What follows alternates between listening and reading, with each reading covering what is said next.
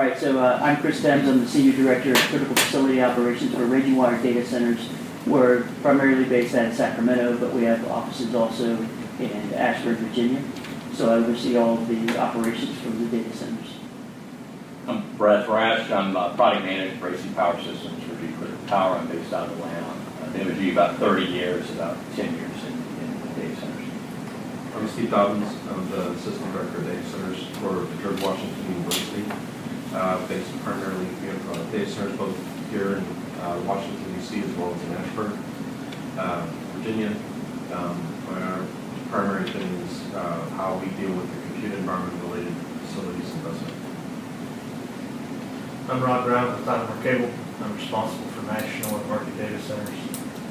That means I have responsibilities for data center strategy, for philosophies, for engineering principles, as well as my most important role, which is cultivating a culture of high availability across our portfolio.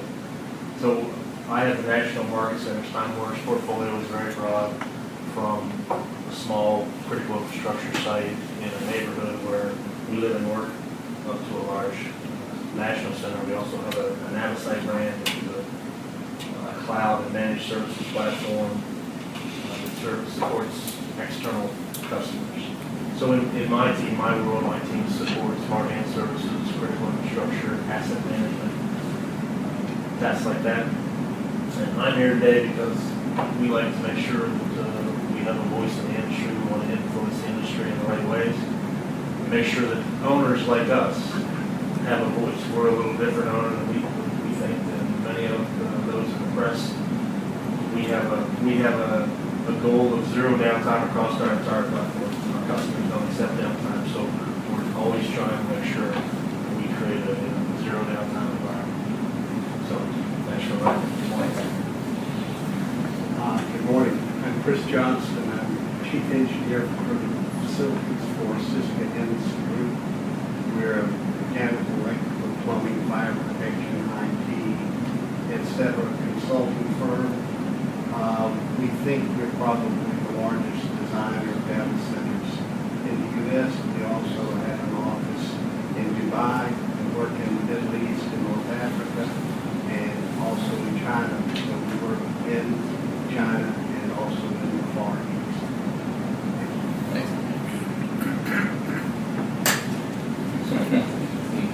So I want to jump into the first question you asked, Chris. I don't know if we're going to repeat that, but in addition to those tools, we use those tools. We use tools that engineering and architecture partners as well. But we want to make sure that our equation is very complex because of the broadness of our portfolio. We may have different risk posture in one particular site than another. We may be very interested in water consumption in a particular state, a particular environment. So WAUE is very important to us as well. Emissions control, if you're trying to select an engine-based UPS system versus a static UPS system. Any impact to the environment is, of course, important to us. And then how we build our sites, or how we operate our sites, more to the point. If we have a site that has 24/7 coverage, 24 by forever coverage of our staff, it may have a different posture, a different equation, if you will, than other sites don't cost much. Just to add, and from a TCO model standpoint, a big variable is time. You know, how long do you put in for the asset life, and the other variable is cost of energy. Maybe ask an open question to the panel about maybe how do you treat that? Does it vary, and what typical numbers do you use in those types of models? Well, I can tell you, I mean, we stick with, we work closely with our engineering folks within the university and track this, and then we go through and we update our cost models pretty much on a regular basis, right? Every 6 months, we actually go through and deal with it unless we hear that there's a significantly hyper change that comes through. Given that we're in two different geographies, we see a pretty vast change in our electrical cost structure. So as we try to pull that together, we bring it down. In particular, as we've dealt with cost models, we're really trying to get it to that dollar per month type piece, so that as we go, we look at outsourcing as a potential asset to our portfolio, a way for us to do so in order for us to compare how we perform against, let's say, Raging Wire or Time Warner Cable, or how they can actually add value to our portfolio, we want to capture those numbers together. So taking a lot of this economic life that you discussed, manpower, how we operate, and then using the special circumstances, so that we can pull it down so that even as we have to look at different areas, we can see where a real value. But do you plug in like 5 years, 20 years? What asset life do you typically plug in? To me, it varies, right? So, air handling systems can tend to last. They have a certain economic life. We talk about generators. 25 years for generators and UPS is typically 8 years, but we have to include a 4-year battery refresh. Right. So those costs are all included from that. And then bring that depreciation back down to that monthly fee, so we can make that. Get an idea of what the cost of that capacity is, right? So there is a utilization aspect of how much we're actually using. And look at what that cost of capacity is going to be for us. So we can make those decisions. Brad, we typically would use it to evaluate different systems during design. Like, for example, what's going to be the best cooling system? Okay, so typically the owners are picking 15 to 20 year lifetimes. The ROI and the cost of money, of course, change, but we see 15 to 20 years. We also see that, particularly in large decisions like, for example, what type of cooling system to use. If you buy cheap electricity, if you're buying electricity at 4.5 cents a kilowatt hour, total cost of ownership reduces to the lowest capital expense. You can throw operating expense out the door. Yep. I'll give you a prime example. We designed a large data center west of Charlotte a number of years ago, and we considered 3 different types of cooling systems. One was just straight chill water air handling units with a centrifugal chiller, water cooled system. One was the same plant but with a water side economizer, so we could get free cooling in the winter time. Third was the direct air side economizer system. Okay. In terms of operating, the direct air side economizer is expected one hands down. It was the greenest thing. It had the lowest operating cost. Unfortunately, it cost $12 million more capital expense to construct. And at the end of 15 years, you still hadn't saved enough money on operating expenses to pay back the $12 million premium. So that's why I say that if you are fortunate enough to get really low utility rates, that it can simplify. But we see clients still want to go through the numbers as part of their internal due diligence. They want to see the numbers. Sure. And that way, if anybody ever comes back and asks, here it is. Sure. So typically for us, the 20-year life is what we're going to look at. It could depend upon the strategy of the site. We could know the site is going to be replaced or disposed of in 5 years, so that's going to change the model. But typically, it's a 20-year life. What we try not to do is make decisions based upon manufacturer's requirements. So, for instance, we're going to use predictive maintenance tools, preventive maintenance tools to decide a battery. We're going to test the battery out. We're not just going to change it in 4 years. We're going to test it, and we're going to change it when it's right time to change it. So, we want to make sure that gets baked into the equation. Our experience is what we've learned from that process, and maybe it's 2.3 battery changes over a 20-year life, or versus 3-year. So that's how we try to balance. And then you have the existing versus new conversation. It's a whole different model. If you're trying to retrofit versus you're building a greenfield site. One more thing I wanted to ask while we're on that question was a recent TCO model that I did. I included cost of real estate in there. Different UPS systems had a different footprint. If I went with one UPS system, I'd save so many square feet. So many square feet equals so many dollars, and it's space that I could make into more data center space. how important is it to you guys when we're looking at real estate and the footprint of a centralized chiller plant, or whether it's a UPS system, flooded or sealed batteries, the footprint that these systems take up? Very important. I mean, that's part of the consideration. You know, particularly one of the selling points for DRUPS, UPS systems, is the reduced footprint for DRUPS. We did a model on this particular large data center that I described, and had we gone with DRUPS, the back of house space would have reduced by 40%. So we of course put that in the model. Agreed, and if you have, again, the existing versus new, you may be space constrained. You can't put in a more efficient UPS system because you don't have room for a 3N/2 system. You have to go with the 2N or the N+1 system, unless you make a dramatic change. Of course, we have to make sure that the constructability is there so that we can't take our critical load down. So how do I make the tie-ins to these new systems? How do I construct it in such a way? Space is definitely a large factor in that decision. So Rod, in your experiences, what role has the data center redundancy topology played in regard to the analysis between the TCO results and energy efficiency metrics you've utilized within the data center? And also, while you think about that, what might be some of the metrics you've utilized and why to help finalize the topology or efficiency design? So yeah, we talked a little bit about that here at the beginning. But certainly, as we try to understand, again, we have this broad portfolio with different tier requirements, basis of design requirements for each center. So we try to map what our reliability and availability requirements are to those topologies that are under investigation or under consideration. We have to make sure if we look at it from an operational perspective as well, but we look at fault tolerance and current maintainability.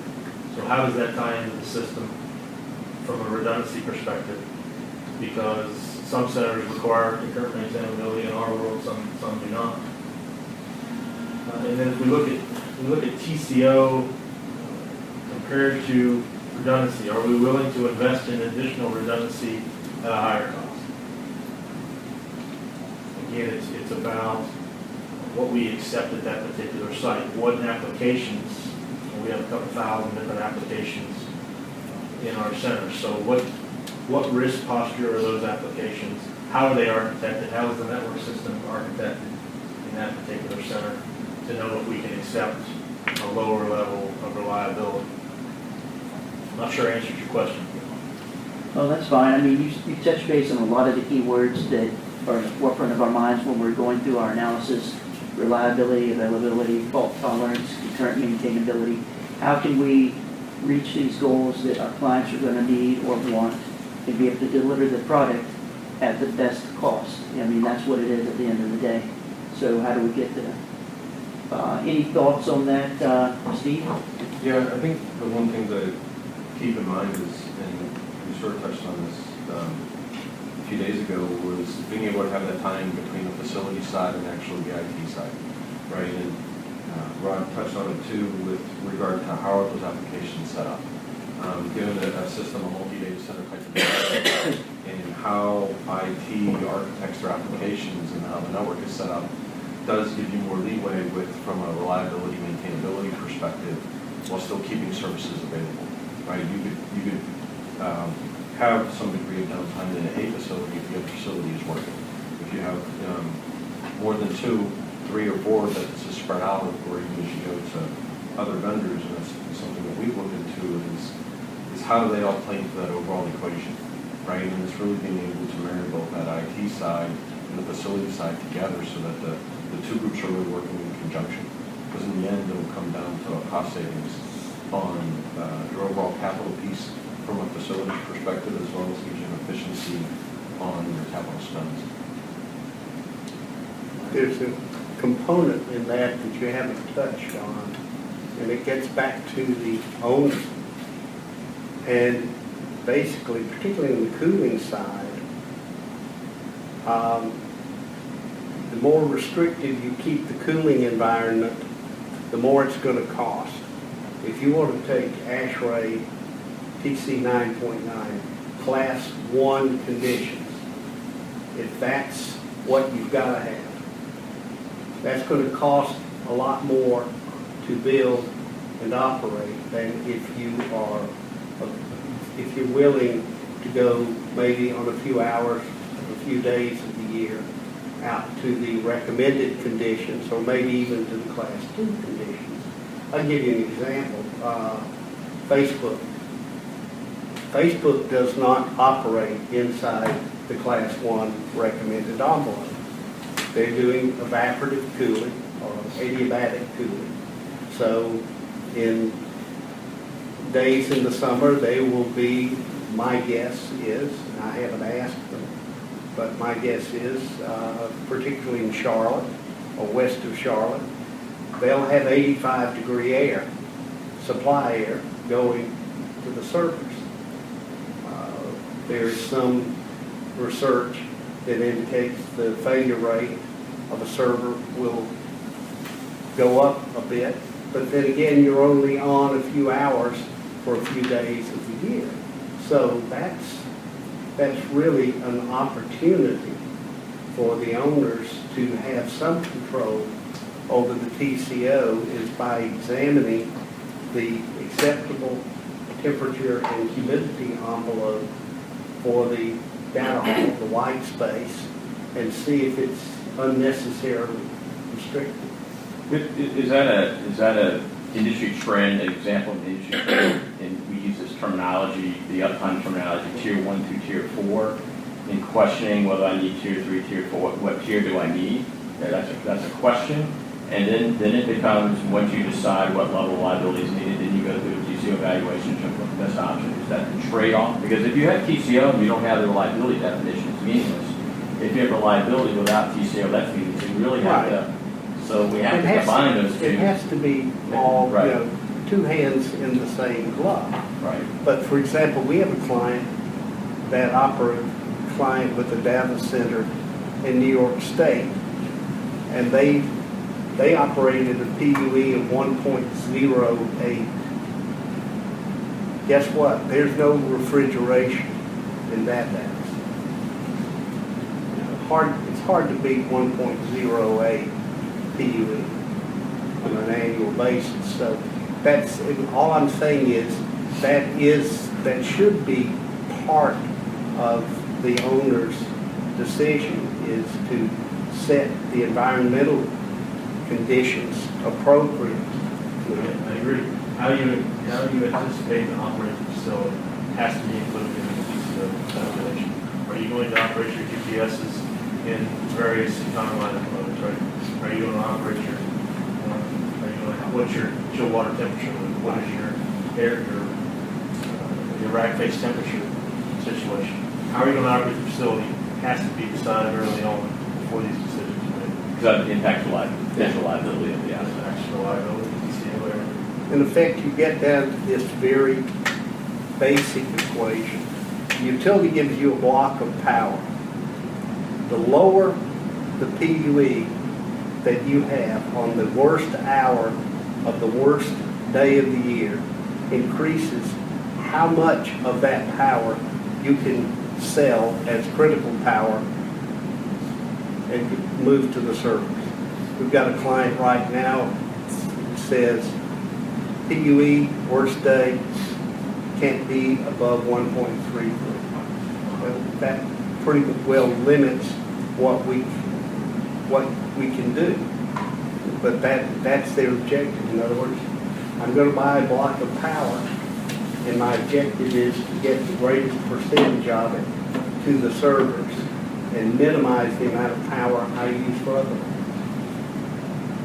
I think the only other thing to consider is, and maybe not everybody sees it, but being a smaller site, that I look at is scalability, right? Yeah. So I know I don't want to, if I'm not going to have a demand, but I can see a future demand years away, I need to be able to grow those systems without taking them down, right? So there is some efficiency I may have to lose in order to be able to grow modularly and be able to pull that off. But I say that on the capital investment up front versus the financing costs and a lot of other operating costs, as well as low utilization, right? So from a UPS perspective, if I have a scalable UPS that I can just add modules to, then I can, for the most part, I can keep my operation running at a higher utilization level, right, to gain more efficiency within the UPS as well, right? So that scalability sort of adds into the whole reliability aspect and the cost aspect as it's all pulls together. And it kind of gets back to what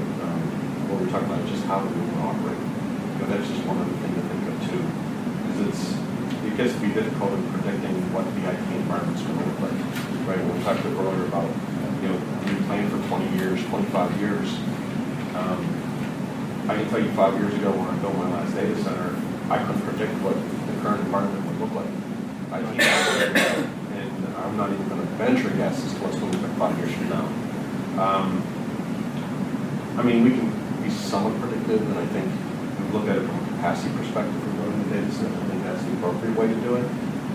But there is that additional piece of, okay, how do we adjust these when the environment changes, right? And that scalability piece comes into play a great deal. Right? But if you take what Rod's going to say, I have to have 100% uptime. Okay, you start there, then you start to say, and Chris goes, I have to go engineer 100% uptime, and he puts in system plus system.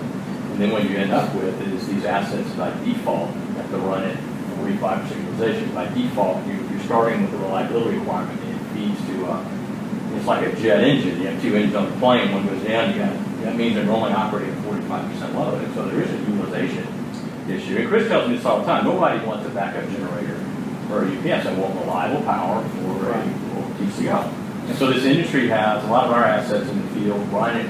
It's amazing how low they run. They run at 20% low. They're not being used. Right. It's amazingly low utilization.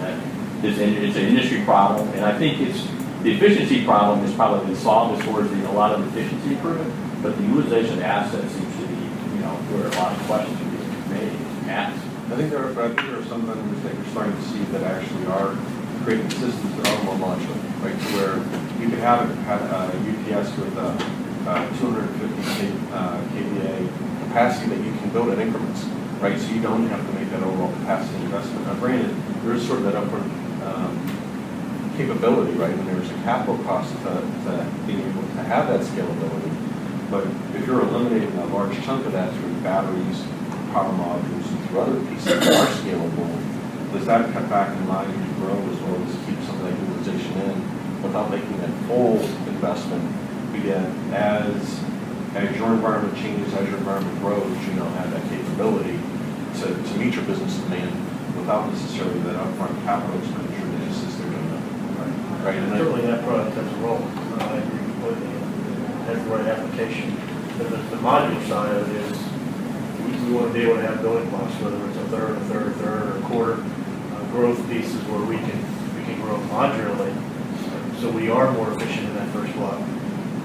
Drive up that efficiency to where we're at a capacity breakpoint. Again, build the second block. Keeps the efficiencies up higher than the old way of doing it, where we ran at 30 and 40% of their utilization. Sure. Now, Brad, you've heard a lot about us talking about PUE and getting our PUE numbers down, and we know that ways to do it is mostly through the mechanical systems, and we know now in the UPS systems the curves are getting flatter as we get up. But when we're looking at 15 and 20-year TCOs, any percentage point or tenth of a point makes a difference over that period of time.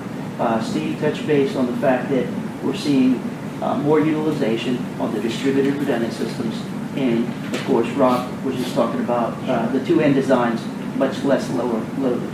What are you seeing in the trends from what might be coming out of GE that's going out into our data centers? Sure. That is more of a trend of maybe distributed redundant, so we're getting better utilizations over the system. Well, the UPS industry in general has been challenged with problems. We operate at low loads, so it's 25-30%. The old curve used to fall way off, and so we're not the only ones that have done this, but we designed these UPSs today so that we have a very flat efficiency curve, so you get efficiencies of 96.5% double conversion. And you can get that down to 25%, and that problem technically has been solved. Rod mentioned this. There's also ways you can turn these turn on eco mode, you just basically turn the UPS off and turn on that. That can be done. It's a complex question whether customers really want to do that, but that's something that can be done. Then you get efficiency at 98, 99%. So from a technology standpoint, the technology's there. The issue with eco mode, our observation is it's like the thermostat at home. I go program my thermostat at home to be 78 degrees. I'll get home, it'll be 72 degrees because my kid, who doesn't pay the power bill, set it back. And that's what happens, we think, with eco mode. You put in eco mode, and then the person operating the data center probably doesn't pay the power bill, they turn it off. But it's really a user decision whether they want to turn on these high efficiency operating modes. So I don't know where, Steve or Rod's part on that, but that's technologies available today. I don't know if you use it, but those technologies are available, and it's really an end user decision to turn on.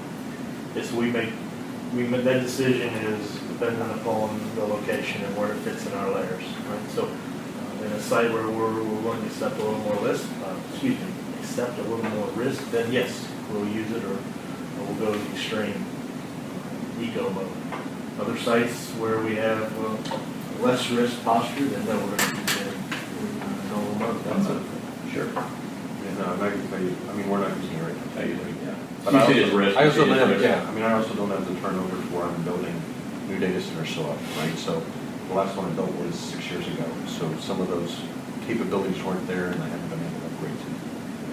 Brad, we see clients wanting eco mode included in the specification for new facilities, and then after they've been operating it for a while, they'll make the decision to go to eco mode or not.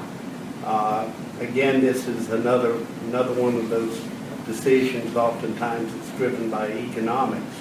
If you're paying 4.5 cents a kilowatt hour and you go from 96.5 to 98% efficiency, that doesn't save a lot of money. And some people say it's not. I've had 2 owners say to me, it doesn't make any difference. It's going to save me $40,000 a year. I'm going to sleep better at night if we operate in double conversion all the time. And of course, if you've got the facilities operator there whose job future depends on uptime,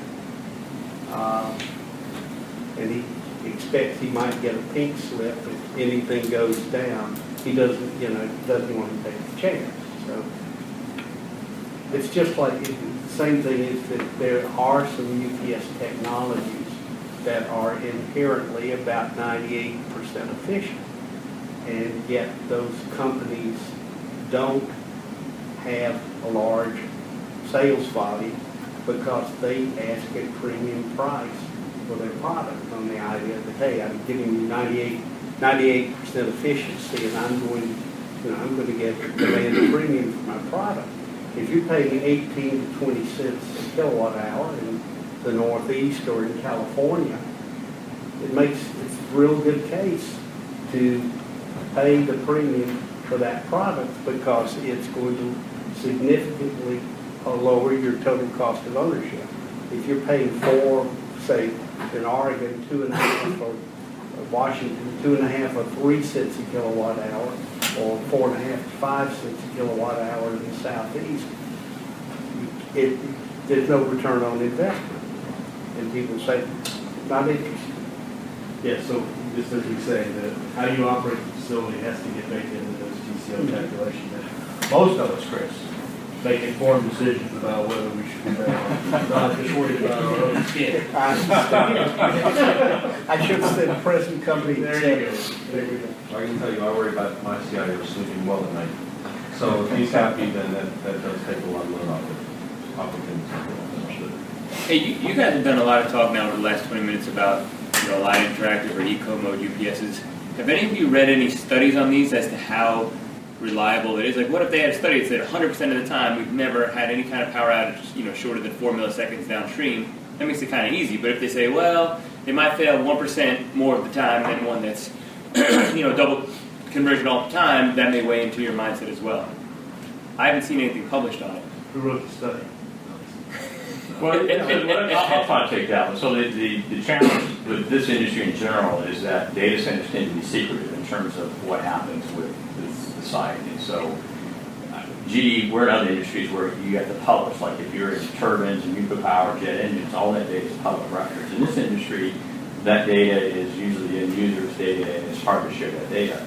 But our data on this is we have a technology called eBoost, and it's actually been more reliable in terms of what's happened, and it may be something we should do. But it's hard to get end users to give you the data, and then you get to cut the names of the customers that had the outage, for example, or did not have the outage. It's hard to get that data extracted from the industry. It's just hard to get the data. There's no Uptime had an effort at some point to collect data like this. Right. At one point, where end users would report data, it was all, you wouldn't say names, but they had a good way to collect it. But it's hard to collect that data because that would be the type of data that would help get adoption of that technology. Yeah, I would think there's same thing with the server. MTBF. Same thing with the servers like cooling. There's this concerns about turning thermostat up in data centers. Right. There's concerns that servers are going to fail. And there needs to be data to say, is that a real concern considering you're going to refresh a server in 3 or 4 years? But it's hard to get that data out of the industry. I think the best source would have to be from the UPS manufacturers, field service organizations. I would think Uptime, in the past, Uptime would have taken the lead in this. I think I'll certainly mention it to them. But you also have to have, I think, you need to have a sense of reason about where you apply eco mode. Let's take 2 different data centers. I've got one in Minneapolis, St. Paul. All the power supply is underground for miles. I come in at medium voltage. I have a utility substation on the site. You come in at medium voltage, you transform it down to low voltage to use. Okay, I am at a very low risk of lightning damage, things like that.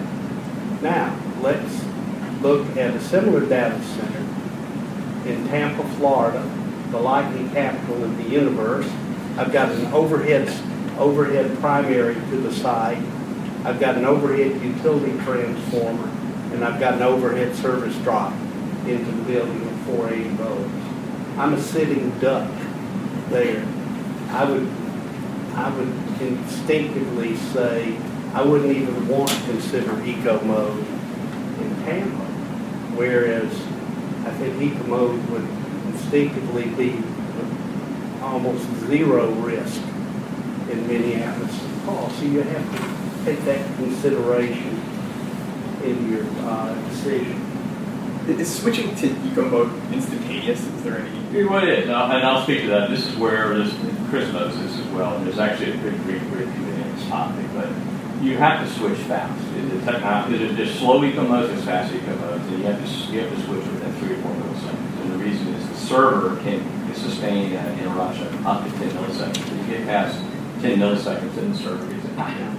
And what the other thing we discussed earlier in the week is that there's this ITI Sabima curve that's out there, and it's wrong. Right. It's not right. It shows 20 milliseconds.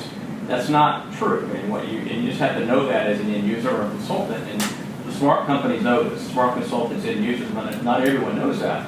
And you have to know that there is an IEC standard that says device shall have 10 milliseconds, but 10 milliseconds is not true. So that's probably some of the adoption issues, making sure that knowledge is out in the market. So would it be too risky to use this for basically 15-minute demand charge management in like continent territory where you're looking at 22 cents a kW rates, even if you're on a public utility rate, basically where you're paying 6 cents, the delta's there. This is where I disagree with Chris. Our view of this technology is that if it's done correctly, it's reliable. Okay?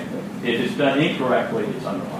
And there are examples of both. And so this is like any new technology, is that if it's not deployed correctly, you can have issues. But smart end users with smart consultants with smart equipment, it can be deployed reliably. And it's not, and to Chris's point, some like lightning, for example, we have ways to mitigate lightning risk. But the point being that the end user, it's hard for, if I'm Chris and I'm a consultant, it's hard to go into my end user and say, this is a great idea because there's that uncertainty in the end user. Usually, the ones we see using it are end users that are really smart. There are some big end users that know servers, they know this, and they're saying, I want that. I want that because that's more reliable. I mean, it's reliable and it's more efficient. Right. Most end users are not that informed, and they're not going to adopt. We call these early adopters. That's the way new technology is adopted. You start early adopters, they get smart, and then eventually the industry catches up. Absolutely.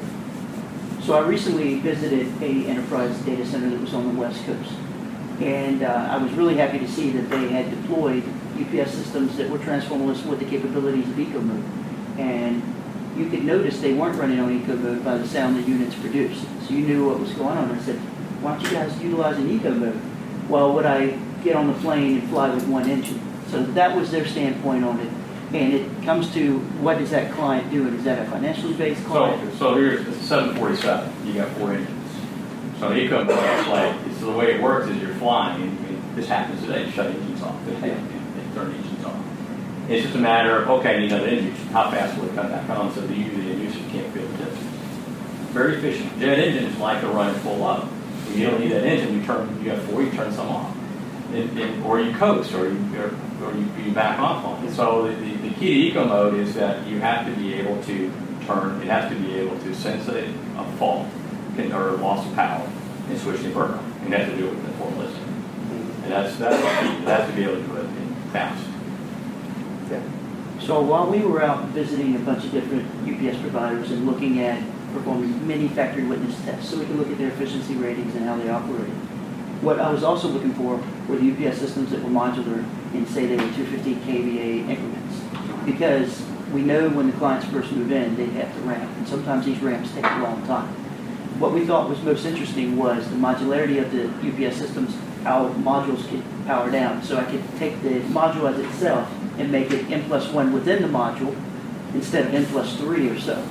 So efficiencies were getting gained through that. So I was hoping that maybe some of the clients that aren't willing to do eco mode yet are more willing to do modes like VMMS, for example. And what are some of your experiences with that, Brett? You can do that. That's the jet engine example, is where you leave some engines on, you turn some off. That's what we call it. We call it our IEM. You can do that. You can. The only value of that is if your device, whether it's an engine or whether it's a UPS or anything, where it runs more efficient and full load versus part load. Yes. What's happened with UPS technology, not just ours, the most, is that now that curve is so flat, those technologies are not as valuable as they used to be, because if your same efficiency of 25% load is 75 or 100, you probably don't. It's really about, what's the efficiency curve look like, and does that really help you with the efficiency curve? So that was, I say 5 years ago, that was very valuable, is that efficiency curve gets better and flatter and higher, that becomes most valuable.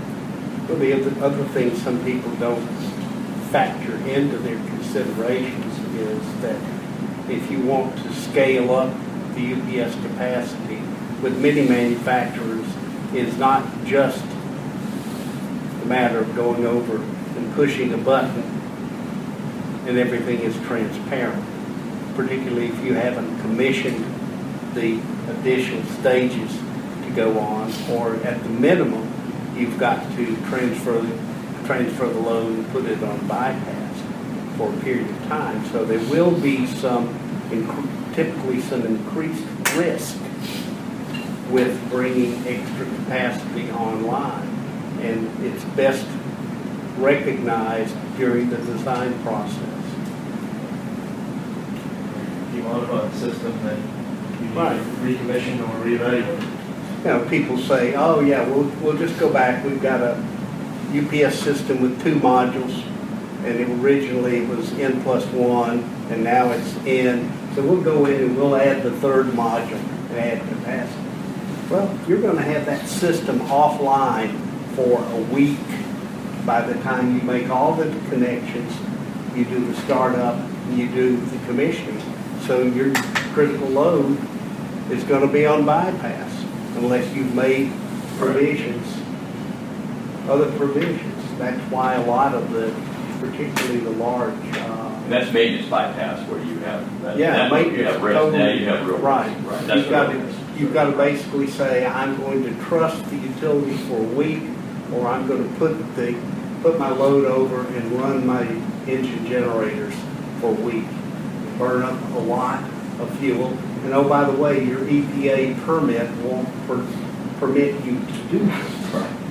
Okay, so things that have to be considered in this process. It's not as simple as it first appears.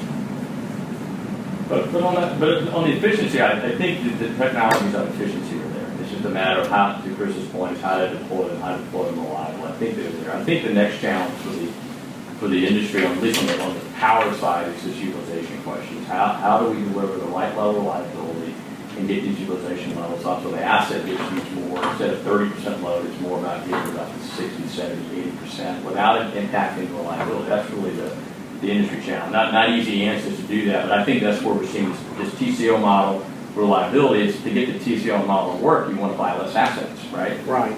And you don't need all. If you're running at 30%, it tells me I got 70% capacity. Why can't I use that instead of adding more? And some of this is scalability. You have systems that you can scale and only put in just enough, and then add as your load increases. It gets into IT capacity planning and forecasting. Well, you hit a big subject there, Chris. I knew I would open it up. Yeah. You know, the present company excluded, the engineering stuff's easy. Yeah, that's right. It's operating that center that's difficult, and understanding how to fill up that data hall or that space to make sure you're taking into account the growth, the forecast, your capacity plan. How do I leave enough buffer for increased utilization over time? What are my customers telling me they need? What are my customers are racking things backwards or inappropriately, so I can't get my rack face temperatures where I want them to be. So we can't just deploy the way we have in our ideal world when we design a center. Right. Many times the dynamics change as we go along. We got to make sure we're being as efficient as possible in loading up that data, also that we can, again, be efficient in how we operate those UPS systems or the generators or the switchgear, whatever the case may be. Typically, all your designer has done, your engineer has done, is provide a box with the capability to put so much power into it and take so much heat out of it. The trick is what goes on inside the box. And we worked on one data center for GE, in which it was really this capacity was a problem because they had a lot of legacy old equipment that had to move into the data center, but then over a period of time it would be replaced by newer equipment at very high density, which ultimately would fill the hall. So what GE did, they moved all the low density equipment down to one end of the hall, and you looked at it and you thought, oh my God, this place is full of low density equipment. And then they started putting high density equipment at the other end of the hall. And as time went by, the low density equipment went away and the high density equipment grew very slowly. And pretty soon, you had the data hall that was poised to go forward, and there was plenty of space in it. So it was basically the legacy environment was 35, what do you think, Brad, 35 watts a foot? Probably. Yeah. And the new environment was 300 watts per foot. But that's the type of planning that's where the real art of it. It's not a science, it's an art. Like plumbing. Plumbing is not a science, plumbing is an So art. you're calling me an artist. I'm talking about How frequently do you measure actual ownership costs when the kids change the thermostat and things of that nature versus the presumed model that you built to versus what you're living with? How frequently is it daily, monthly, quarterly? How do you dashboard that to figure out where you are versus your presumed operational costs? So from my perspective, it's every day. But you're not giving the kids the keys to the thermostat, basically. Right? So you have a set of operating parameters. That's what I'm looking at the key. That's the key. Password protected. Right. But we have a set of operating parameters that are shared throughout the organization. So the folks who have control of that understand our parameters and the way our design philosophies are and our operating principles are. So we call that our operating model, our national operating model. And it's shared, and you've got to make sure you're building consensus with that and making sure everyone is up to date with what you're trying to do and make them understand, if they're buying, what this does for us. How it improves reliability, how it reduces energy consumption, whatever the case may be. Yeah, I mean, I know I don't do it nearly as often, we're probably a much smaller shop, but I'm also embedded in with the primary users of the system, right? So, I'm with our systems engineering organization that's loading the servers, the storage, and even some of the network equipment within the data center. So a lot of that operation we've actually tried to gear down to, the racking, stacking, and integration is really being done by only a few set of people, right? And so we're trying to take the time, one, to get them to be able to operate safely, so that people understand that this is a different environment than your office. And then the second thing is that the various pieces. So even as you're connecting things up, you're making sure the redundancy's there, right? The thing that kills me is you go in and you see somebody who's taking the same server and plugging in the same power strip, both power supplies. It kind of hurts a little bit, right, to see that. But you fix it, you correct it. But we've been trying to consolidate that down to only people. So there's emergency, late 2 o'clock in the morning, I have to do something, sort of situations, as well as being able to block.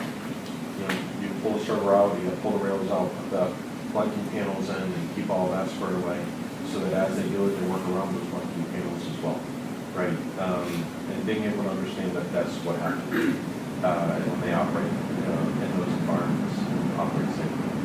But we've right? And for where's the waste? Is what we're really trying to drive out more than anything else. Consumption stuff, because sometimes stuff is completely important. From an IT perspective, you can ask, what are you going to do in 5 years? They're not going to know. You can ask someone, what are you going to do in 6 months? They're not going to know. But to add to that, and so in the running from a forecast, let's say you suddenly build a 5 megawatt data center, or 1 megawatt data center. So I need 1 megawatt of IT load in 2 years. You go back and look, did I put 1 megawatt in? Or that's what we see. We see a lot of assumptions of 1 megawatt ends up being assets get stranded severely in the data centers. You might have 500 here, 200 there, and you don't end up with it's never what you forecasted, right? And it's tough, right? You just don't know what that's going to be. Yeah, I mean, it is tough, especially with the technology change, right? I mean, virtualization's been a Right. big one for us that we've dealt with, and a lot of it was we had forecasted to be have gone through our second phase of build within our data center. But from virtualization, we've actually ended up reducing what our original power load was. Right. So, it's tough to understand what kind of impacts those have, right? And those technologies start to change those curves, right? The utilization curve changed dramatically with VMware. The organization made a big commitment to it. We were 95% virtualized. We changed our whole profile, right? Absolutely. So it's that module thing. So if I have a customer who wants a megawatt of load, we're going to give it to them in modules. So I break it down so we're more efficient, and it gives us the ability to be more flexible. Scale. Absolutely. So for instance, we have a site out west. We're now ready to deploy another module. We're in the midst of that work. We have the opportunity, though, because it was built in a flexible way, it's future-proof. So if we want to go higher density, we can. If we want to change the mechanical topology, we can.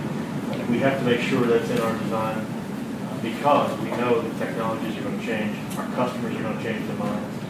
We try to make sure we give us flexibility in all we do. Yeah. Maybe it is, because what we've seen in the other virtualization is a lot of servers get pulled in and out. And what we've seen is what we call stranded assets. We end up with load high over here, high dense, over here it's low, server got pulled out, and suddenly you've got a mismatch between your, especially on larger data centers where you have capacity for power over here, you have no load on those assets, and then you got isolation, and we see issues. And we see it especially in the co-location model, business model where you don't want your cages, you on your own, you might be able to manage it better if you search around. I don't know if you see that in your group, but we do see, challenges in how do you disperse your load across the assets. Dream versus reality. Right. I mean, one thing we do though, when we check those too, is, I mean, yearly I run my own CFP model, right? So that I can understand where things are going, whereas before I get a forecast, I can make some updates to that CFP model to see where things really are. So when they say, hey, here's what I need to put in, I can actually direct them to words that I need to put in. As best it can be, right? Never is right. But, how do we do that? So as we operate the data center, it is more of how we capture the data, how do we do our modeling, how do we continue to revise to keep an operating standard that we've set up that's in accordance with the original design, right? So that we're building off of the engineering piece and not off of just what we want to do. I agree. And as a data center artist,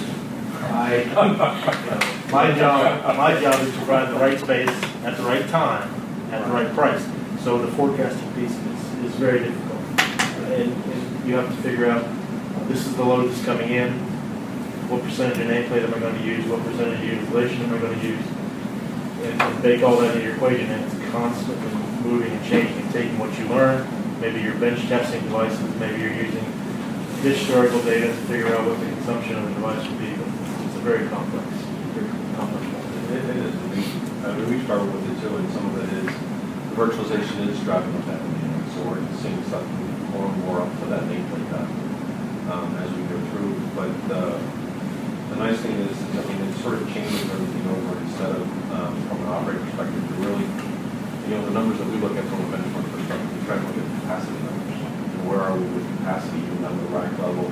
We're also driving into the server farm level, the actual host level, right, on the IT side to know that what are we doing. So as virtualization will allow us to actually consolidate VMs on particular hosts so that we can shut other hosts off, right? We move more to blade systems and machines so we can shut blades off and still be able to ramp them up as we need to too, so that it's more automated to meet demand when it's needed from that IT perspective.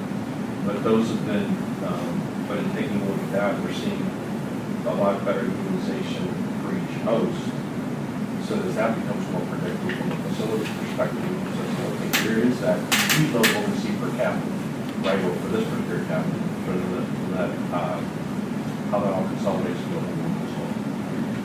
Now, Steve, it sounds like you've been able to increase utilization of the equipment, increase efficiency of the equipment because of the virtualization, and it sounds like you've probably decreased some of the energy usage because of the virtualization. So you've probably freed up a lot of white space in the data center, except you've gotten very dense in some areas that may not have been dense before. What impacts have you seen? We've seen that, right?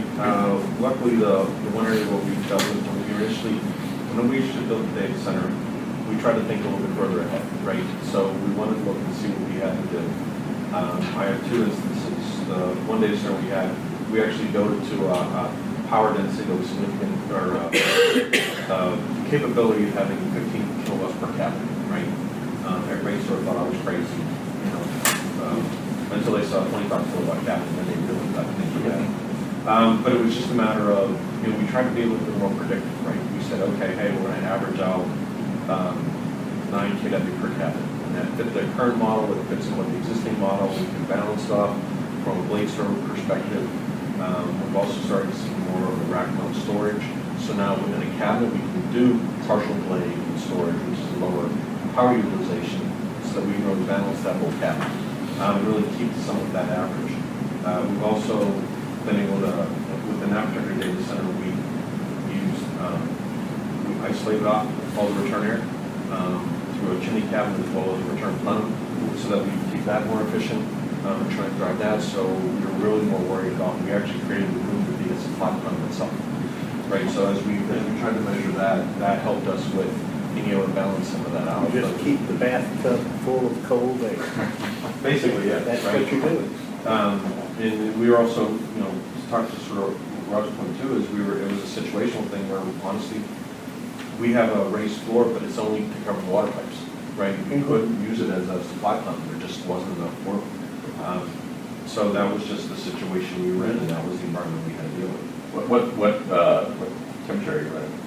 Right now, supply side, we're running at 72. Okay. And then what we're doing is we're working with our facilities folks to incrementally raise those temperatures. Go up, okay. See how high we can go, Yep. given the new environments, Excellent. until we start to hit Yeah. some other pieces. A lot of it is to drive some efficiency. That's in our urban data center in downtown DC. We have another data center where, we just started doing high performance computing for research. That came in, that was easily 25 kilowatts per cabinet, right? Huge cluster. I'm sure they're solving some new way to pre-tic-tac-toe, but it'll work. We're doing good things. But in there, and I'm sure they're really new things. But the piece we found there actually was, we had to adjust. The data center that we had put this in really wasn't built for this. We had created a return plan for it, but we really hadn't been able to isolate the main IT environment. And what we ended up doing was we dealt with a product that enabled us actually to put the chilled water air handler on the back of the cabinet. So all the heat that was being generated from that stopped right at the cabinet, right? So what comes out is 72 degrees. Granted, we isolate that to one side of the data center so that even as that comes out, it's still not really perpetuating itself throughout the rest of the room, but we've had to make some of those types of adjustments as well, that when you get something that is that uniquely high density, we came up with a way to scale that out within the data center. And it actually creates a heat sink from the existing piece. The only tie-in is back to the chilled water system. And we found that to be the most efficient in trying to address that sort of high density. You mentioned super high performance computing, and we mentioned earlier in the week about what G does in our data centers is that for like G capital, which is credit card processing, we go tier 3, tier 4, make it for system redundant, can't go down. But for our research, create supercomputers where it's a lonely engineer working on his research project, we go back it up a lot. We plug those into the wall.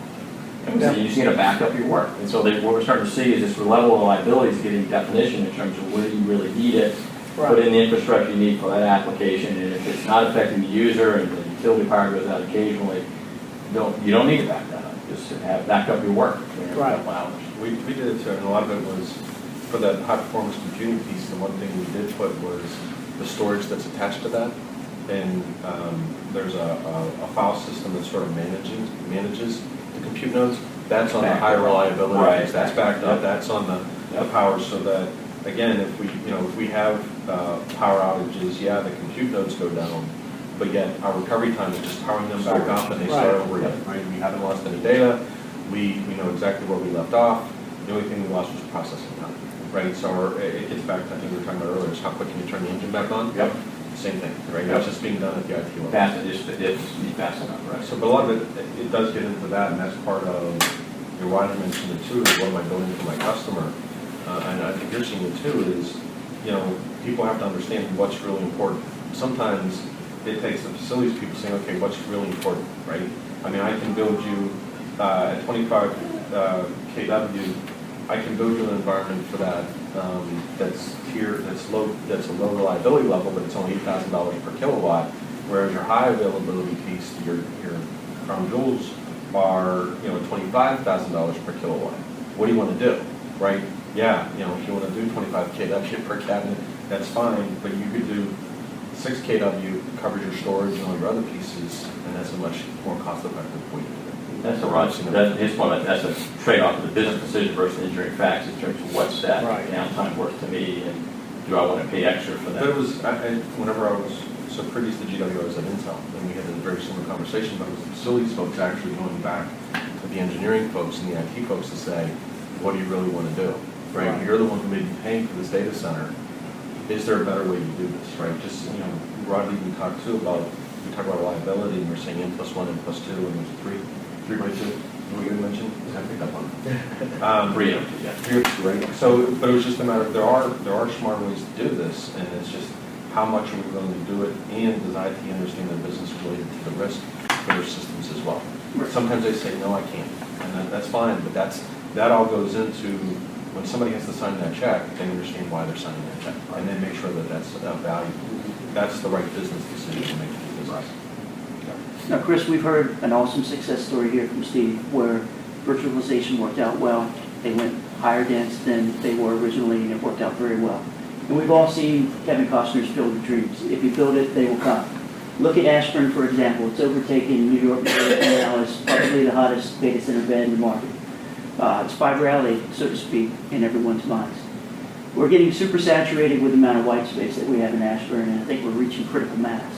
And many of us are designing towards higher density applications, but not necessarily are the clients coming, like in Steve's case, that are high dense clients.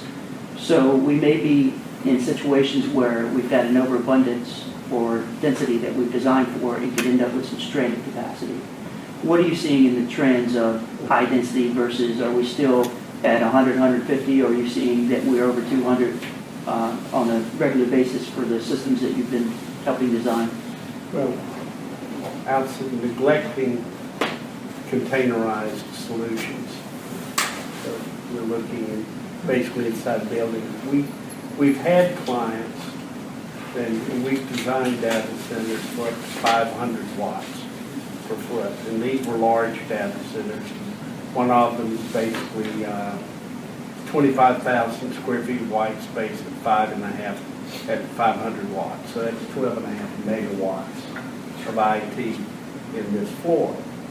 What we're seeing is that particularly these days, the amount of enterprise computing being designed has gone down. Okay.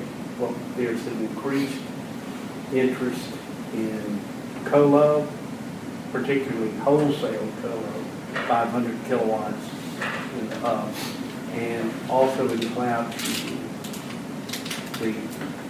So capacity management is a big problem.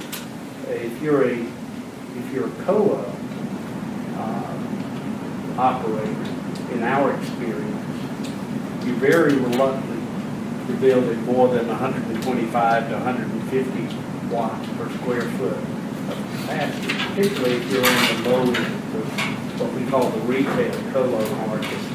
A client comes in, they bring in a few racks, they want a cage around their cabinets, and they can't load their cabinets more than 6 or 7, maybe 6 kilowatts per cabinet. So if you provided UPS capacity for 200 watts per square foot, you've got more capacity than you can sell. So what we're typically seeing these days is clients that go up to about 150 watts a foot. We have one client actually that thinks they want to do 125, but then be able to scale to 250 if they need it. So that's what we think we're seeing. We're not seeing the continuation of people saying 500 watts a foot. No, I want to go to 1,000 watts a foot inside the building. No technical reason we can't do it. What happens is the white space gets smaller and smaller and smaller, and the infrastructure space gets larger. If you think of the data center as a donut, the white space is the hole in the middle of the donut. So the hole gets smaller and the donut gets larger. So that is what we're seeing. Right now we've done a number of cloud computing centers, and that's pretty much what they're doing as well. But the premise of the cloud computing operator is that I'm going to drive my cost down, my all-in cost down to $6,000 to $8,000 per kilowatt, and I'm going to scale it. And part of the way I do this is by reducing the level of redundancy. Part of it is just by the sheer mass. So let's say I need 150 switchboards, and I go to Brad and I say, Brad, what's the cost for 150 switchboards? Brad says, well, the cost is X. They said, great. What's the cost for 150? Here's a clue. It better not be 150X. So they're driving huge economies of scale to build out massive amounts of infrastructure with the idea that maybe we don't have 2N, 4 nines, 5 nines availability, but we have the availability through virtualization and network in most instances to put wallpaper over the paper over the cracks in the mechanical and electrical infrastructure. And I'll just add, we see the same way. We go back to our utility days and started Thomas Edison and the electrical grid. That's the way to get started. Everybody had their own turbine, their own facility. Everybody started to trust each other and share. Eventually, you had this huge utility network that got built out. Now we're starting to see data centers go down the same model. We're starting to see some really big cloud companies dominate. We're seeing some big colos dominate. Both those business models have a space, and we're seeing a lot of consolidation. Within GE right now, in terms of what we do with our IT, that's what GE does. They go, I'm going to outsource all my, this is public information, we do it with Salesforce.com. All our CRM is with Salesforce, somewhere up, maybe in your facility, I don't know. We do it through the cloud. And then for a lot of our servers that we don't have space for in the data center that Chris built, we run out of space. We don't build a new one, we just go to a colo and say, can we put our server in your facility? Because these companies, whether it's co-location or whether it's cloud, do this every day. And they have a business model that's scaling, and we're seeing this start to network together. And it's a pretty exciting time in this industry because of this building. It's pretty. A lot of enterprise companies are pulling back on spending because they're thinking about why should I build a data center every 5 years when you're doing this every day. And that's a question. A lot of CIOs with Fortune 500 companies are asking themselves those questions. Right? It's a good question. Now, Rod, earlier, both you and Steve talked about scalability to a degree. What if we have the reverse? The problem we talked about running out of white space but having power. What if we're running out of power for mechanical cooling, but we still have white space? What might be some ways that you future-proof that design and you factor that into the initial efficiency or costs of the data center to factor in how we're going to get there and expand without impact to the clients at the same time?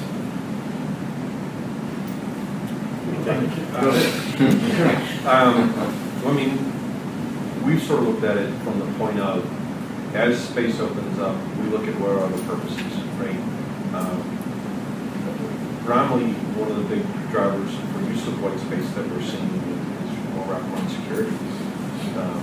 As we get more into research, we have certain compliance for grants that we have to deal with. We have done this month, a few other pieces that causes some separation. So a lot of this really is what else, we sort of isolate some of that off for some of our hiring things.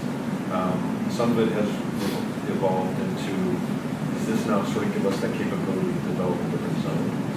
As we put it, so we use a different reliability zone, we start to make some of those separations go forth, but it does, to some degree, it has an impact on our infrastructure, right? So I have to turn around and look at my mechanical and electrical and see what am I really driving, what are my shortcomings, right? So brought up before, capacity planning is really the big thing. It's across all areas, right? Space is one of those things. I'd rather have space available than anything else. I can always come up with something to do, and we even look at what if we just had to lop it off and we use that for something else. Whether we put up partitions or walls that we can get squared away, that we can do something more with. And then how do you look at, how does the roof become more viable space for your infrastructure? We've looked at, actually the roof is a big one for an urban area for us to deal with. And then we've also looked at, from a campus perspective, because we're dealing with that, we look at central utility points as more of a way to give us that scalability while managing and feeding multiple buildings, which we can gain some other economies of scale. A little different. My primary business is not data centers, so I mean we have that sort of adjustment where I can actually borrow from other buildings to do this work that I don't necessarily how that applies to the data center. From a density perspective, we have densities all over the place. We have very high density spaces and we have some lower density spaces. Part of it has to do with, is it a newer construction, is it a legacy center? All the various things that happen in a legacy center and the changes that are possible or not possible in a center. But to deal with stranded capacity of any type, whether it's space, power, cooling, we want to make sure we're using every possible inch, watt, ton to its extreme, right? So that's what we do every day with our capacity planning process, our hardware planning process, is to make the best use of every piece we have. Once we hit a capacity breakpoint and we're ready to grow into that next module, we're still going to come back and finish out that module too. It's complete, 100% across the board, and we were actually very successful at that in our centers out west. We were at 99% across all modules before we created that next module. So it works out very well for us, but it takes a lot of time and energy and a lot of resources. I would agree with you. It's part of it is the correct planning process on the front end and putting in provisions so that you can add capacity at a future date without putting your critical load at risk. A prime example that is just dirt cheap and people don't do it is, let's say I've got a power distribution unit that's feeding computer load, and I've got to expand the space, and I need to move that PDU from one UPS system to another. And operations said, no, you cannot shut down the load. What to do? Well, there's a dirt cheap way so you can do it. You have two input breakers on the PDU. You hook one, connect one to your UPS system. You take the other one, you cable it out to a junction box, you take the wires off in the box. Then in the future, if you have to move that PDU without an outage to another source, you can do it. So I've got the new UPS system. I cable connect from there into the junction box. I put both UPS systems on bypass. I close one breaker. I open the other breaker. I'm finished. It's not rocket science, it's experience, but those are the types of practical measures that can be done during master planning so that in the eventuality that the load grows beyond the original, you have white space available, but you're out of capacity.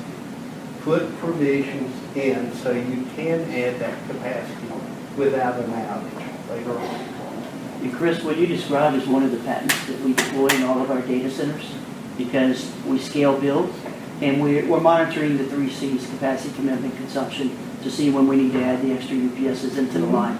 And in our lineups we use bus duct a lot of times, so it's easy to add UPS systems into the design. And when it comes time, we also look at the loading of each one of the UPSs, and we want to keep the loading as equal as we can. Because we do some massive distributed redundant systems that are 13 out of 14 plus a maintenance UPS, so you're N plus 2 in those arrangements. And we go to the UPS switch point where day one, the isolation transformers or step-down transformers have their known source, and the second breakers there waiting for the day it needs to be used. And we don't run any conductors out there until the day comes, and then you choose which other UPS is going to absorb that transformer to get the equal loading. And it has worked so well, it's saved us many times too. Let's say we're going to lose a UPS system because something's wrong with the output board. We could take every one of the step-down transformers off its output board, move them to the other systems, and totally isolate that system to do whatever repair needed. It's what we call a low-tech solution to a high-tech problem. Yes, yes. And your utilization is probably pretty high in that range. It is. So that 13 out of 14, it's 835 kilowatt out of 900. Yep. All right. I was going to ask you a couple questions about life cycle costs and kind of how we evaluate life cycle costs from the commissioning, decommissioning, system replacements, how we factor these costs into with the customers as they're looking at making these changes. Say the days deliver at 610, some folks are getting up to 20 years. And what are all these factors that they're taking into account when it's time, and what might be some of those metrics? All right, well, again, for whether it's a transformer, UPS, diesel gen, there's really 3 factors: the initial cost of the equipment, That's piece one. And then the other piece is does it consume energy, and how much does it consume? And the third piece is how much maintenance do I have to do on this asset over life? And during that asset life, some parts have to replace batteries. We talked about the batteries have to replace, cooling fans, capacitors have to replace. And there's cycles to this. Now, what all manufacturers do, and I picked up on, we recommend replacing at these intervals, and that's kind of a generic depending upon use, and we love for them to do in those intervals, but you don't always have to do that. And what should happen is an assessment as to what the asset condition is, and can I make a decision to extend the life without risk, and that gets into some decision making that needs to be made. But that needs to be considered in terms of putting that into just a simple spreadsheet that says, hey, what's the cost of this? How long will it last?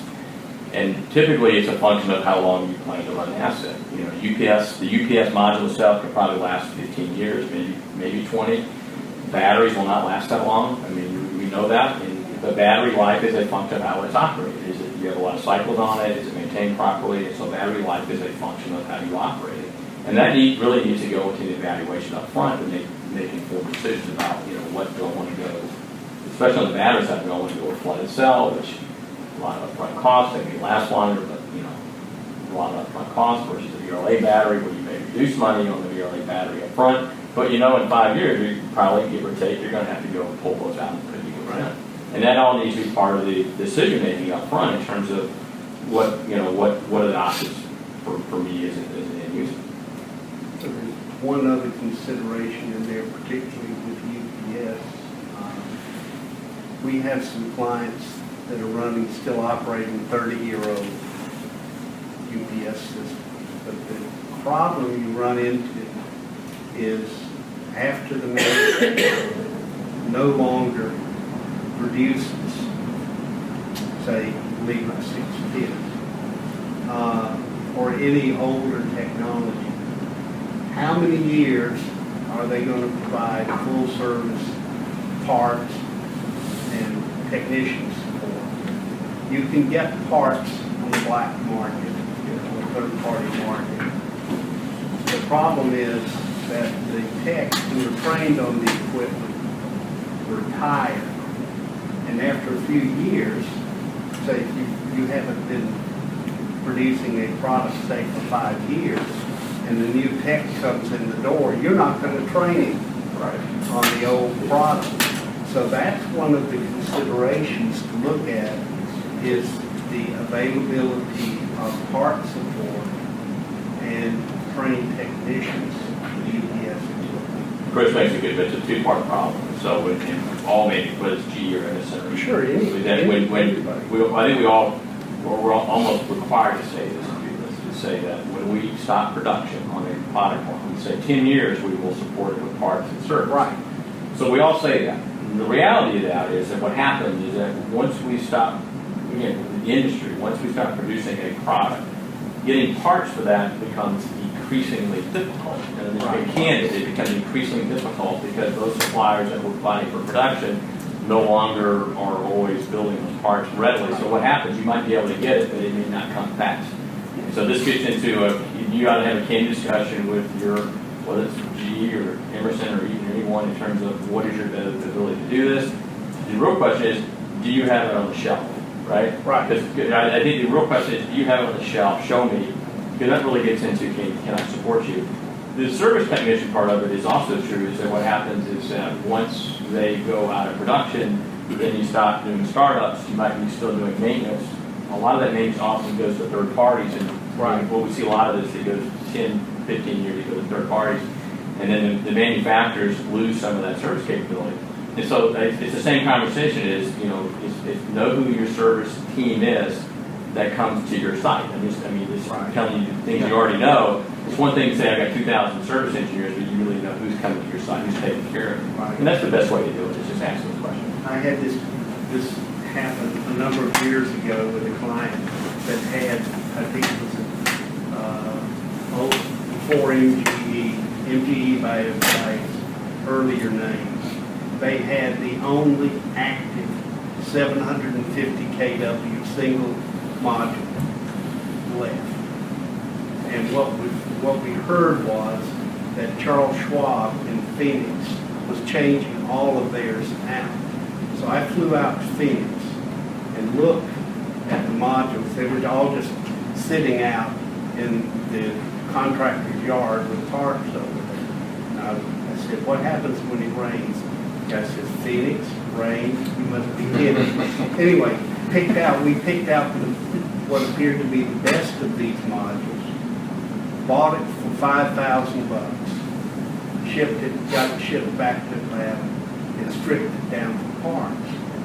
Then you've got the spare parts that you're taken care of. So it takes a little ingenuity, but you can do it. If you want to stretch it, you can do it. But there is a risk, as Brad has stated. But the industry's gotten better. We've gotten better just by even some of our competitors. And the way you saw some of this is that, like in our TLE platform, which is our high power platform, we go from 200 to 1 megawatt, and all the critical components inside of it are the same part.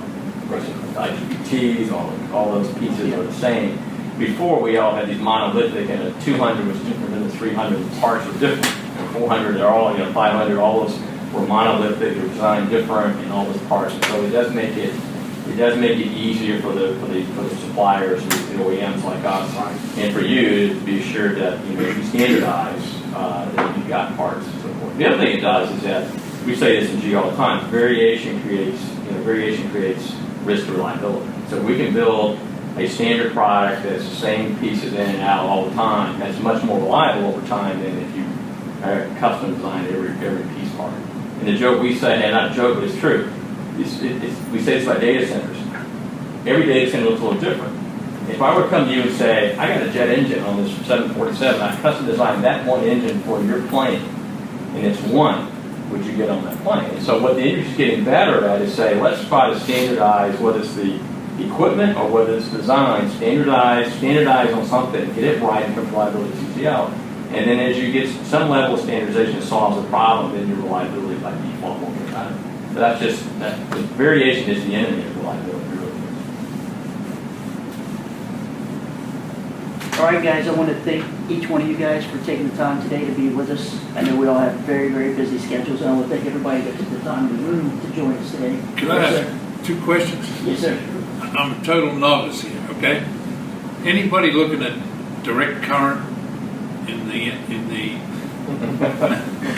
No. Yes, sir. I can speak to that. We go either way. HG, we'll go AC or DC. We'll go Okay.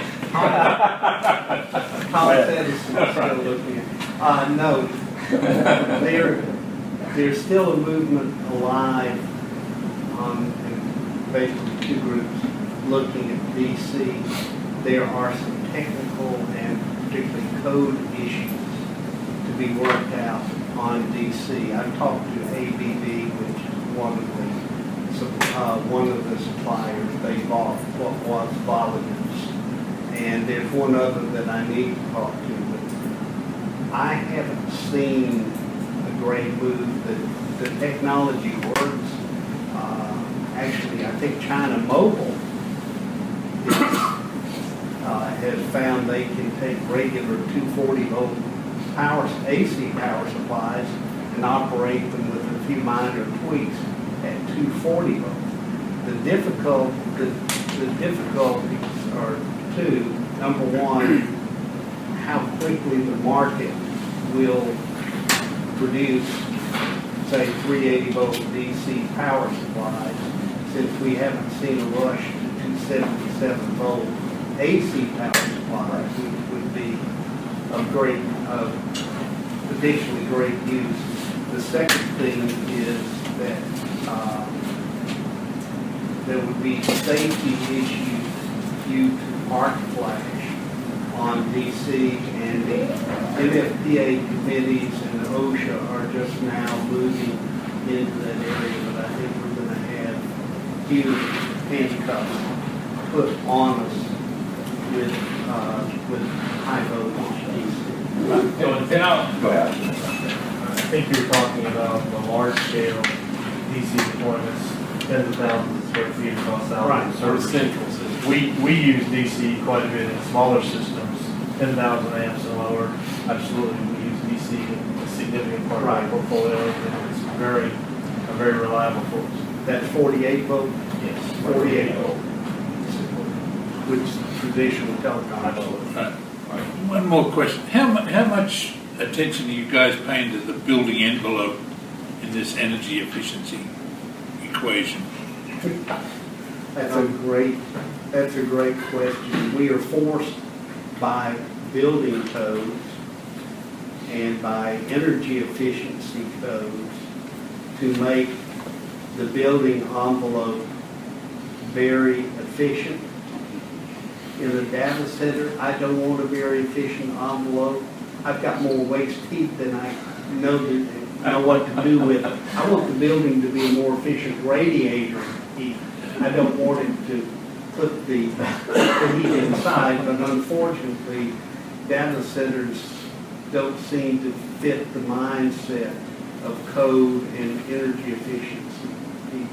It's a power density problem. Data centers have so much power and resistible heat being generated that it's different than this type of building where you don't. And that's just a fundamental difference. My problem is, say, in that 25,000 square foot data hall at 500 watts a foot, I've got 12.5 megawatts of heat I've got to get out of that data hall. And by having a more efficient envelope around the building, it raises my costs and raises the degree of difficulty.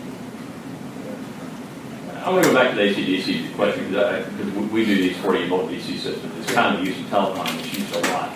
380 volt DC, there was a hypothesis 5-10 years ago that it was better because of the efficiency advantages. And that was probably true when AC systems were fairly inefficient. But what's happened over the last 5-10 years, AC systems, whether it's UPS or everything's gotten more efficient. For the demand for it in terms of value to if you're an end user is not the efficiency.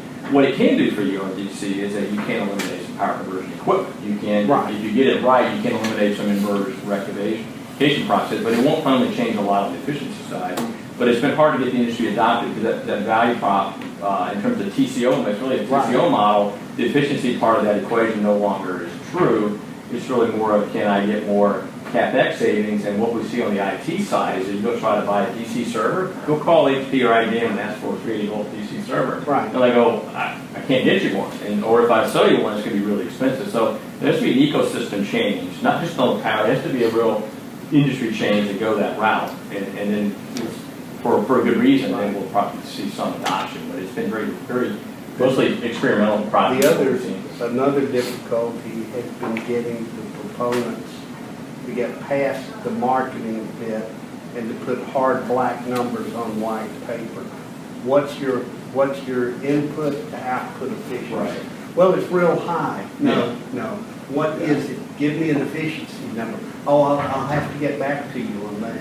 In the green grid, there's a great paper on the green grid about this AC/DC. It's fairly accurate. It's reasonably accurate. It shows you what the efficiency differences are between 380 volt DC, AC, 480 volt DC. It shows it's not a not a big difference. Thank you.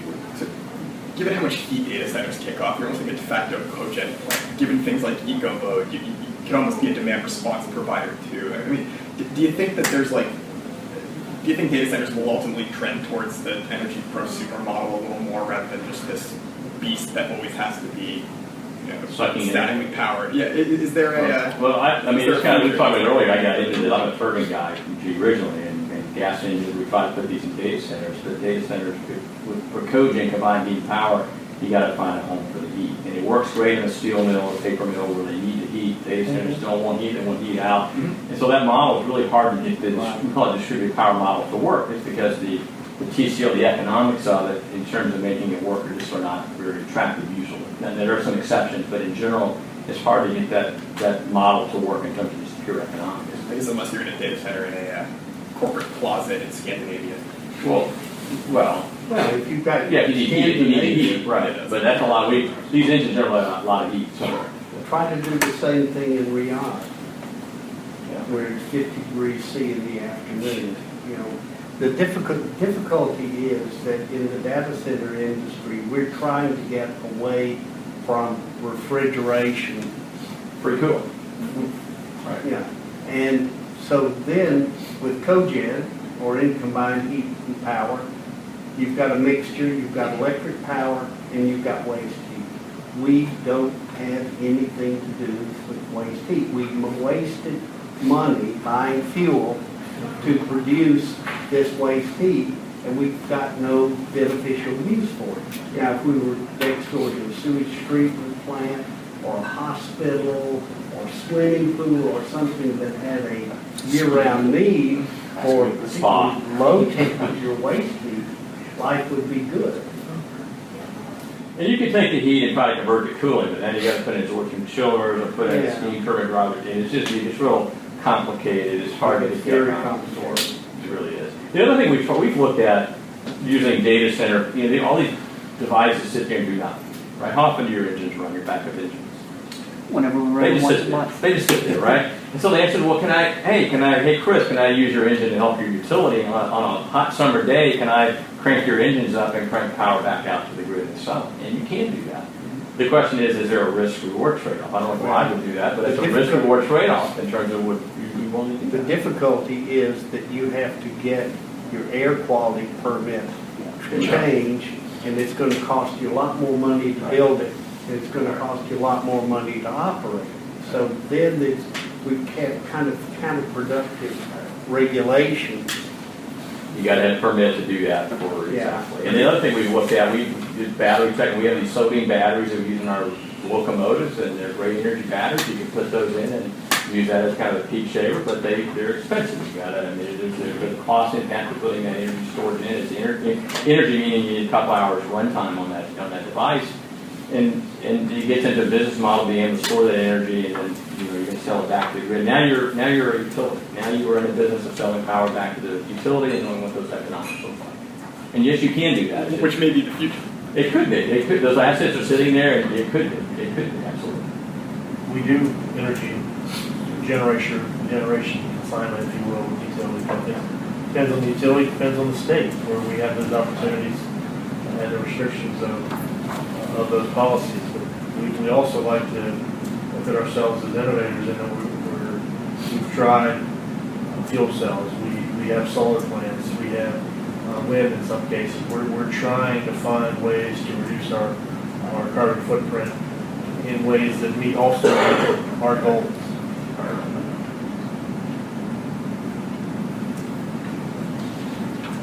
All right, once again, thanks everybody for taking time today to be with us, and really enjoyed the panel discussion with these guys. I think everybody was a subject matter expert here, and it really helps when you have passion for what you do, so I appreciate it, guys. Thanks everybody.